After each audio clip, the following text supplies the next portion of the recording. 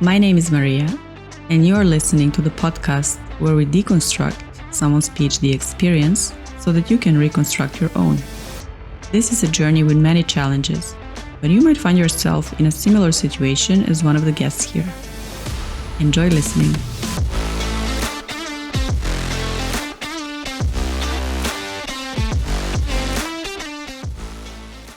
Hello, curious researchers. Today I want to talk to you about how you can travel for free during your PhD.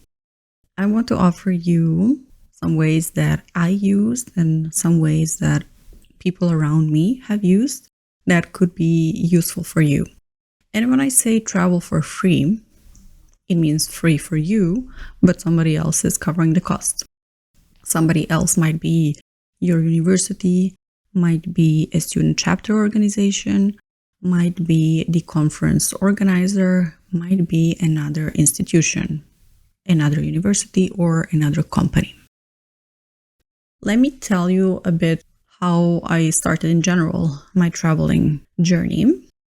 First of all, I was very keen on exploring the world, traveling, meeting people work-related and also non-work related. And that was the main driver why I have chosen the PhD I have chosen, which was an industrial PhD between two countries. So it was a PhD where the university was in Eindhoven in the Netherlands, Eindhoven University of Technology, and it was a company in France, 3-5 Labs in France, in Paris. The original idea was that I would spend 2 years here, 2 years there. Of course, in research, it's never a perfect or ideal case scenario, and it really depends what kind of results you get and what makes more sense for the results that you obtain, what kind of labs are available, in which place. You cannot predict these kind of things. You only know that there are 2 labs that are available in one place and the other.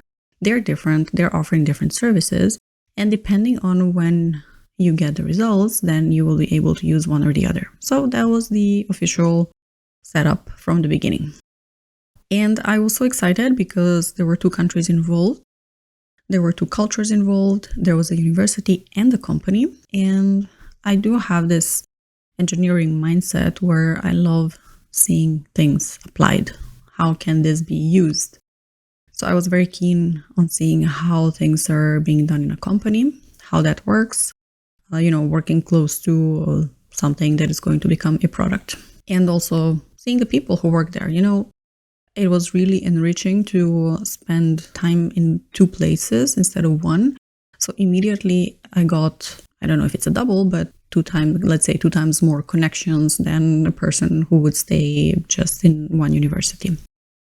Of course, it had its downsides. It's not like all flowers and roses. Your private life takes a toll because you have to move between 2 countries. You have to find accommodation every time. You have to arrange for a visa, which I had to do every time. You have to, find friends in one place and the other. You have to learn the language to fit in one place and the other. And it takes more effort. So there are pros, there are cons. For me, the pros were on the side that I really loved them. So for me, it made sense. For somebody else, might be overwhelming, and somebody says, why would I do that? And don't do it. Yeah, just find something that matches what you value in a PhD and the kind of experience that you would like to have. Of course, again, what we would like to have and what we get might be 2 very different things, and oftentimes are 2 very different things. So let's say inherently, I have chosen something that allowed me to travel for free, because it was the university and the company that covered the expenses of me moving between 2 countries. So let's say for free, I got to discover 2 countries. I got to live in 2 places. I got to discover 2 different cultures. And this was happening for a while, for 4 years in my case. I have spent 1 year in Eindhoven and 3 years in Paris. As I said, this was not planned and programmed from the start, but it turned out to make sense like that when we got the results, when we saw where we can measure certain things, then ended up like that. Of course, in between, there were a lot of travels to meet the partners. In this case, there were only 2 partners, but so we were meeting every half a year. So we would travel either to Eindhoven or to Paris. And that's also a way to travel for free. If you are in a consortia where you have multiple partners, you can travel for free to these different places to present the results that you have achieved so far in the 6 months and show it to the other partners. And of course, we show the results also online. We are updated more often than that, but it's also very nice to see people face to face and to exchange the data, because this kind of collaborations are being made for longer term. You know, the whole idea of this kind of initiative and this kind of project was to have these 2 parties exchange something that they already didn't have in-house. So there was an added value for both of them. So this could be one way, finding already a PhD that has a consortium of partners where you could go and visit different partners. It doesn't have to be like in this case. There are these Marie Curie doctoral training networks that you have 10-ish partners. So let's say even more, sometimes 15 partners. It means that you would be in contact with all of these partners. This also means that every 6 months you will be traveling to a different partner and meeting the whole team. Usually in this case, then you have a secondment and you would spend 6 months somewhere else, if that makes sense again. So if you agree with your supervisor and say, hey, these people are in our consortium and now we have these results, or we don't have these results and we could have them if we work with these people and if we are on site and if we do the measurements in their lab, or, you know, if you just spend 1 month interacting with this person. There are so many ways that you can have some added value that you can bring back to your group from an already existing consortium. And this is something I would encourage you to propose to your supervisor. If you think that you can benefit and value from this other person's expertise, go for it and, you know, discuss the ways with your supervisor how this can be achieved and how this can be done. And maybe it's even larger than just your project. Ideally, it is. Ideally, you're bringing back to the group something bigger.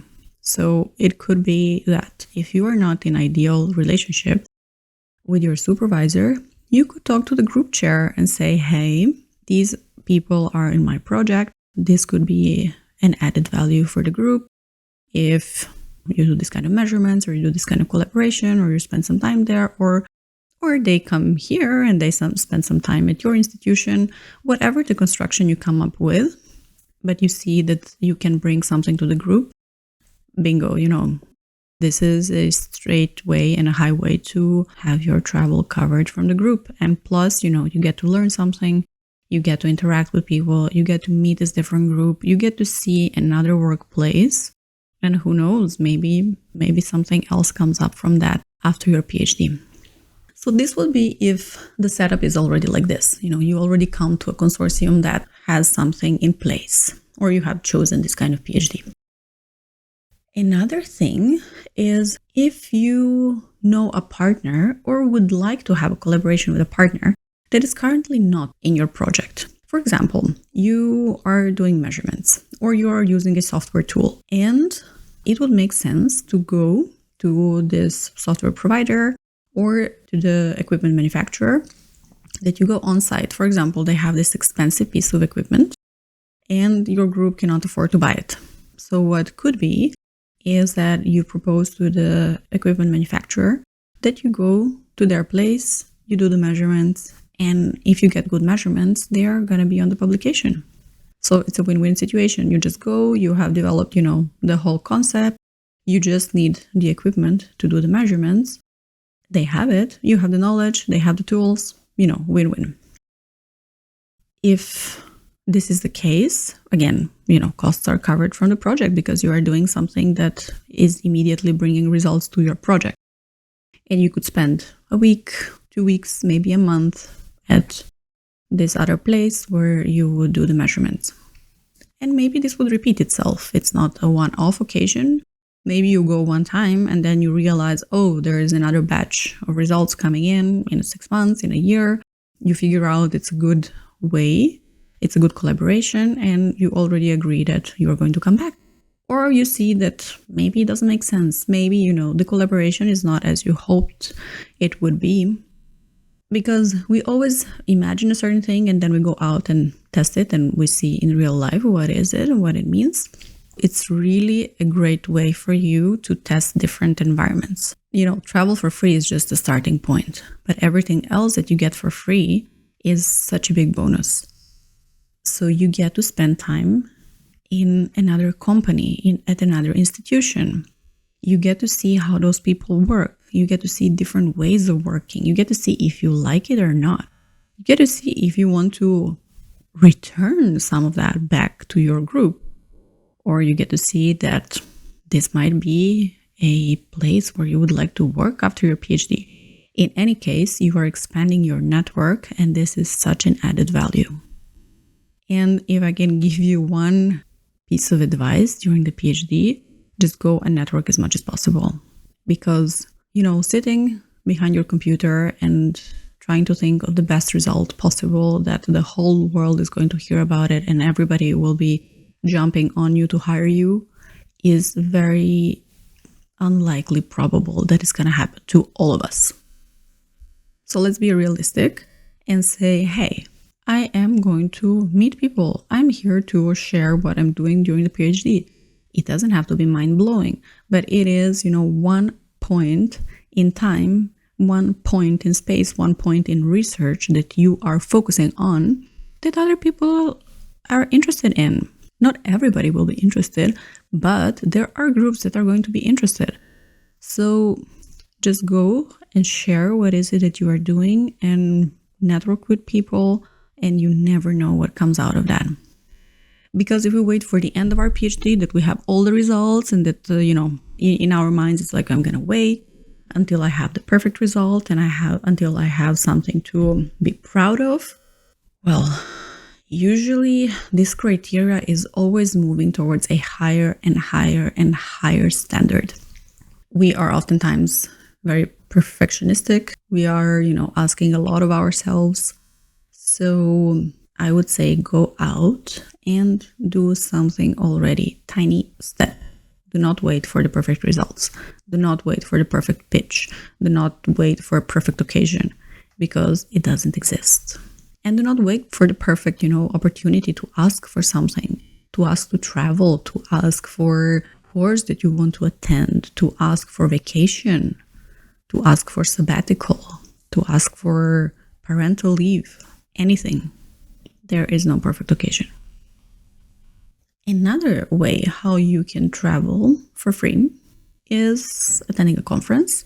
If you have something to present, usually, you submit your results, you get accepted, your institution covers for you to go there and present the results. And this is pretty straightforward. This is something that we are all kind of used to, expecting, waiting for, and this is known to us. But another way how you could do this is, even if you don't have the results. So imagine that your PhD is 4 years long. In the first year, it's very unlikely that you are going to have some mind-blowing results that you will be able to present on a very big conference. And you want to attend, you want to see how that works, you want to meet people, maybe there is an information that you can use for your PhD. So what you could do is negotiate with your supervisor to go without a paper, because there is some travel budget as well on your project that is separately meant for conferences. If that doesn't work out, you could check with the conference organizers if they have grants and scholarships. I have traveled like this to at least 2 conferences. They were both in the US. Some of the conferences, they offer travel grants, and this was quite recent. I can tell you, in my field, in optical communications, this is quite recent. So maybe like 5, 6, 7 years ago that I started offering a small number, maybe 10 travel grants. But this is a perfect opportunity. Really, if you don't have the means to pay for it, you have to write a motivation letter and submit your CV, show them how this is going to benefit you and why are you the one who should get this travel grant. Perfect. So explore if there are possibilities like that in your field, in the conferences where you're attending.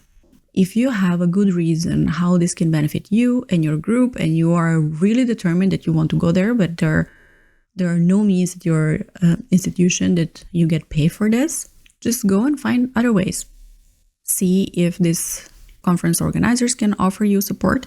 See if there are some PhD student chapters that can offer you support. So I can tell you that the 2 chapters that I got grant from was Optical Society of America, and they had this travel grant, and the other one was the IEEE. So 2 of them, yeah, they're very much engineering related, and it was a specific conference. Go and see what's possible in your domain. And maybe there are some other creative ways that you find that you can travel for free. And of course, when I went for conferences during my PhD, I would always extend my stay. I would go for a conference, would be 5 days. I would always extend my stay for another 5 days just to explore that place where I am, the people, the neighborhood. And very funny is that sometimes I would meet people from the conference. You meet them during the conference, and a bunch of them would stay afterwards, and you would meet them in the city, like totally random, not even expecting that they're going to be there. And then after a while that I was visiting these conferences, you get to know the people if you're going in the same domain, right? It's a tiny community. We're all in a very, let's say, isolated groups and working on this very specific things. Yeah, sooner or later we get to know all these people, and you already start asking them during conferences, okay, what are your plans afterwards? And, then you meet for coffee, for lunch, for something. So there is more than one way to travel, to benefit from it, to meet people, to network, to get to know places. And this is a perfect experiment for you to see where you want to go next. Because we have these ideas that after the PhD, something will change, or like this other institution is going to be better and people are going to be better. And maybe they are. But if you can check beforehand how it is, how is the work culture, does that suit you? Because we don't all want the same thing. Yeah, some of us, we like to work alone. Some of us, we like to work in team. Some of us, we like to work during night hours. Some of us, we like to work during morning hours. So check what the possibilities are. And if you can already field test during your PhD by going to this institution for a collaboration, then that's perfect. You already have your answer. Then you don't wait until the last moment and just based on the stories of other people, you are like, oh yeah, I've heard this name of this company or university and it sounds good or not good. Check for yourself, because we all have experiences with specific people in a specific period of time. We are all different personalities, so what works for me does not necessarily work for you. What I want is not necessarily what you want. So I encourage you to go and test for yourself. Go and ask your supervisor what are your possibilities. Go and brainstorm together. Go check with your peers what they're doing. Go check with your group leader. If you have ideas, just go and bring them. To finish up with this, why professors love PhDs is because you have not hit the wall so many times. Imagine a professor who is working for 30 years in one field. This person might already have biases to say, oh yeah, I've tried this and this is not going to work, and we tried like that and it's not going to work. So already maybe more resistance than you have. You have never experienced all of that. So you come, you are fresh, your mind is still open for so many possibilities. You come in and you're like, okay, why don't we try this with this set of circumstances and something totally new. And if you have a great supervisor, then this person is going to pinpoint and say, yeah, we tried in these conditions, it didn't work like that. So at least you have pointers not to go in that direction, but to go in another one. But it's not going to block you entirely and say, nah, it's not going to work. We tried this already in all possible ways, because all possible ways are not possible. And that's why you are here. You are here to find this specific point in time and space and knowledge that we are in, how this is going to work. The same way as you would go for the PhD, you are just blindly shooting ideas, and it's perfect. That's what you are here for. Nobody is expecting you to know the answers, but just shoot for the stars. And the same way, go and shoot for the stars for something that is meaningful for you during the PhD. If it's not traveling, go and ask for what is important for you.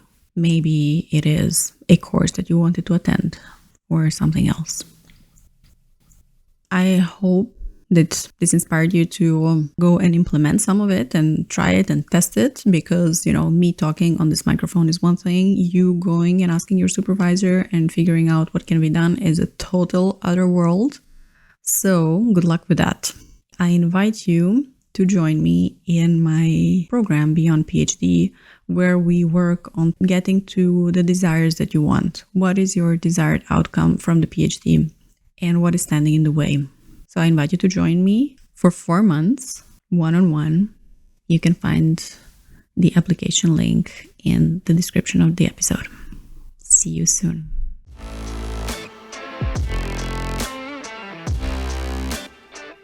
Thanks for listening to this podcast episode. If there was anything that you discovered or found remotely interesting, do share. I'm always curious to hear what is it that you resonated with. See you in the next episode.